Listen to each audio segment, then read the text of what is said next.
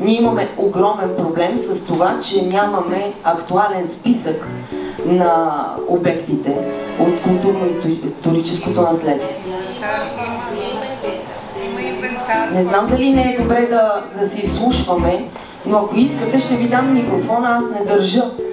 Това, което казах е, че очевидно частният интерес надделява до момента над публичния такъв, поради което това, което казвам аз, не е ново, но някак няма воля да се извърши. По отношение на минералните води, проблемът е в това, че аз имам и други ангажименти и за това, ако може да разменим така по-бързо. Чакай сега, колко време? Трябва да им дай по 10 минути поне. Чакайте, госпожо Григорова, като се случи нещо такова и нямате избор, как ще реагирате? Ами, стоя и слушам. Благодаря. Да, точно така, благодаря. Понеже споменахте градоустройство и... Това, което беше казано, че няма планове за развитие на Север. Не знам, господин Лилков, дали сте се откъснали вече чак толкова от общинските дейности, но... Не съм казал такова нещо.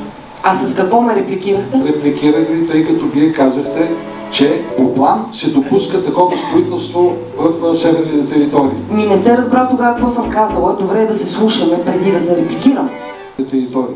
И второто, което трябва да прави Столична община, да преосмисли политиките и да пренасочи инвестициите си, базовата инфраструктура към северната част. По този начин бизнес ще е. Това е едно направление, в което трябва да се работи много сериозно и това...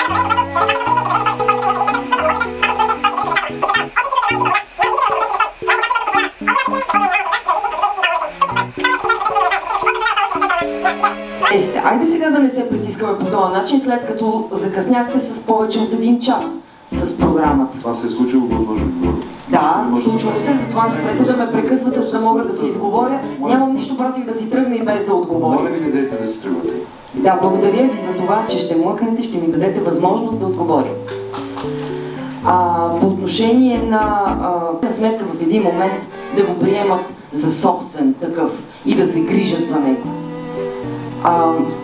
Това, което аз мога да обещая, винаги общинските обекти ще са по-достъпни за гражданите, отколкото ако те се управляват от частни компании, чиято основна цел, няма как да е другояче, е максимизиране на печалбата.